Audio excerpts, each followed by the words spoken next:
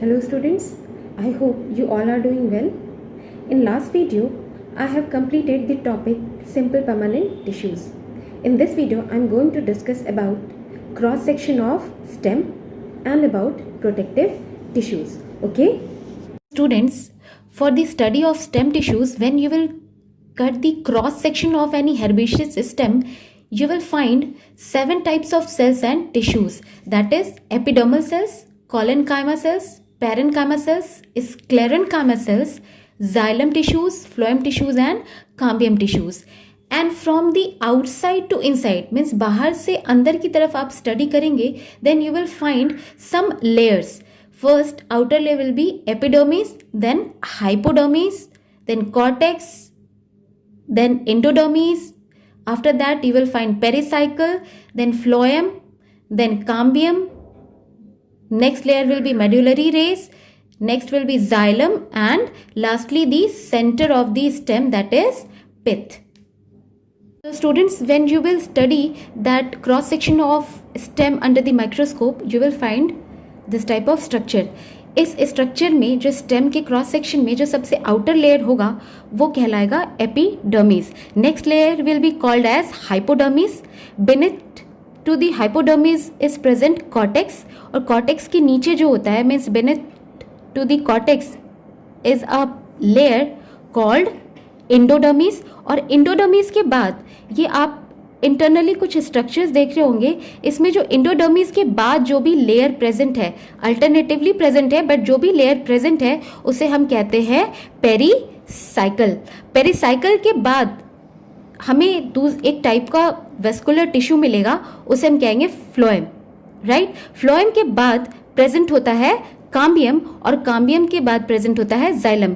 ये पेरीसाइकिल के बाद हर एक इस स्ट्रक्चर में प्रेजेंट है फ्लोएम, और उसके बाद this black dark colour strip is called cambium, and next to the cambium is internally there is present xylem. Okay, and lastly you will get the center of the stem, that is called pith. अगर इसकी detail study करें, means अगर हम इसे यहाँ से cut करके इतनी इसकी स्टडी करें, तो you will find this type of structure.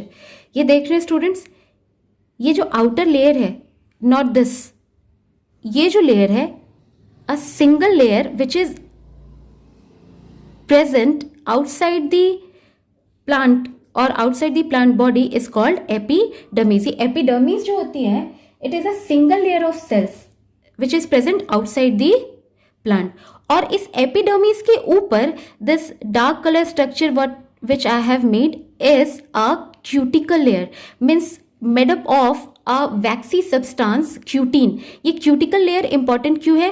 Because this cuticle layer prevents the excessive water loss from the plants, right? और ये xerophytic plants में ज़्यादा thick होते हैं. Okay? एपिडर्मिस के बाहर ये जो hair like structure मैंने बताया था, it is called trichome. This trichome is a multicellular structure, बहुत सारे सेल्स का बना होता है. एपिडर्मिस के नीचे 2-3 लेयर्स का एक स्ट्रक्चर, 2-3 लेयर्स के सेल्स का एक स्ट्रक्चर होता है, जैसे हम कह रहे हैं hypodermis. And beneath to hypodermis several layers of cortex is present. Cortex के बाद सिंगल लेयर एंडोडर्मिस प्रेजेंट होता है. हाइपोडर्मिस जो बना होता है वो कोलेनकाइमेटस सेल्स का बना होता है, राइट. और जो कॉर्टेक्स है ये पूरा का पूरा बना होता है पेरेनकाइमेटस सेल्स का. एंडोडर्मिस के नीचे प्रेजेंट है पेरीसाइकल. ये जो आप देख रहे थे एंडोडर्मिस, यहाँ पर पेरीसाइकल, तो एंडोडर्मिस के नीचे है पेरीसाइकल. पेरीसाइकल जो है it is made up of both parenchymatous and sclerenchymatous cells, right. After that you will find this vascular bundle. Vascular bundle क्या है? Phloem and xylem together it is called vascular bundle. तो vascular bundle में आप देखेंगे outer side जो है आपको मिलेगा फ्लोएम. फ्लोएम के बाद जो मैंने यहां बताया, this is the cambium. You will find this several cells layer cambium, and after that you will find xylem. Xylem में आप देख रहे होंगे I have written metaxylem and protoxylem. Protoxylem means the xylem tissues which is previously made, means जो पहले बनता है वो प्रोटोजाइलम कहलाता है, और वो जाइलम टिश्यूज जो बाद में बनते हैं उसे हम कहते हैं मेटाजाइलम। इसके अलावा आप ये जो वेस्कुलर बंडल है इसके बीच में कुछ सेल्स के स्ट्रक्चर देख रहे होंगे। तो हर वेस्कुलर बंडल के बीच कुछ सेल्स की स्ट्रक्चर जो प्रेजेंट होते हैं उसे हम कहते हैं मेड्यूलरी रेस। इसमें भी देखिए हर वेस्कुलर बंडल के बीच में जो ये स्पेस में जो टिश्यूज या सेल्स प्रेजेंट है उसे हम कह रहे हैं medullary rays. And in the centre of the section you will get pith. Pith is made up of parenchymatous cells. Students, this is all about the cross section of stem. Now we will study about protective tissues present in the plant. There are two type of protective tissues present in plant, that is epidermis and cork. Now what is epidermis? As I have told you, this is the outermost layer of plant body, and this outer layer of plant body is made up of elongated and flattened cells, means लंबे और flat cells के बने होते हैं, and they do not have any intercellular spaces. इनके बीच में किसी भी तरह का intercellular spaces नहीं होता। ये आप देख रहे होंगे elongated flat cells का बना हुआ है, इसके बीच में कहीं भी intercellular spaces नहीं है, right? अब epidermis जो है, जो इनके ऊपर प्रेजेंट होता है thick layer of cuticle which is made up of cutin, and this cutin is a vaccine material which helps in preventing the excessive loss of water. And in xerophytic plants, this cuticle layer is much thicker than in normal plants. क्योंकि xerophytic conditions में बहुत ज़्यादा dryness और heat होती है, इस वजह से वहाँ पर क्यूटीन का जो लेयर है वो थिक होता है, जो ज़्यादा से ज़्यादा वाटर लॉस को प्रिवेंट कर सकता है. इन सम herbaceous plants you will find a cutinized hair like structure which is called trichome. आपने कुछ herbaceous plants में देखा होगा कि वो टच करने से रफ लगते हैं, and this is because of presence of the trichome, that is stem hairs, right. अब ये तो बात हुई स्टेम हेयर्स की, बट इन रूट्स, जब हम यंगर पार्ट्स की बात करेंगे रूट्स की, तो जो रूट्स हैं इनकी जो एपिडर्मिस होती हैं they are not covered with cutin. कोई क्यूटीन लेयर प्रेजेंट नहीं होता है, means they are uncutinized, right. And they also have hairs which you know as root hairs. In mature roots you will call it root hairs, but in immature roots, which is younger roots, these root hairs are called epiblema. जैसे stem में hairs present होते हैं वैसे roots में भी hairs present होते हैं.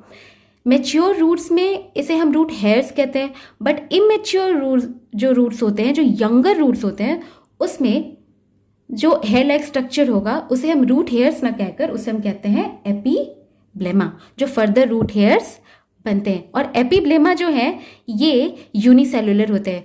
Trichome जो था वो क्या था, it was multi cellular, but epiblema is unicellular. इसके अलावा जो एपिडर्मिस में प्रेजेंट होता है हर्बेशियस प्लांट्स में, और या फिर जो लीव्स के जो एपिडर्मिस होते हैं उसमें प्रेजेंट होता है stomata. It is a small pore, right. इस जो स्मॉल पोर है देख रहे हैं, ये है स्टोमाटा का स्ट्रक्चर. अगर आप लीफ का सेक्शन, आप लीफ को सरफेस से पढ़ें अगर, तो लीफ के सरफेस में आप देखेंगे इस तरह के बहुत सारे जो है स्टोमाटा प्रेजेंट होते हैं. एक इंटरेस्टिंग फैक्ट ये है कि जो स्टोमाटा होता है it is mostly present at the lower surface of the leaf, और ये इसलिए क्योंकि जो अपर सरफेस होता है लीफ का it is in the direct contact of the sun. तो अगर स्टोमेटा जो है वो डायरेक्ट कॉन्टेक्ट में रहा सन के तो बहुत ज़्यादा वाटर लॉस होगा ट्रांसपिरेशन के through. So generally most of the stomata is present at the lower surface of leaf. अब ये स्टोमेटा जो है वो है क्या, they are the small pores. इनका अगर हम डिटेल स्ट्रक्चर देखें तो स्टोमेटा में जो होता है ये है गार्ड सेल्स.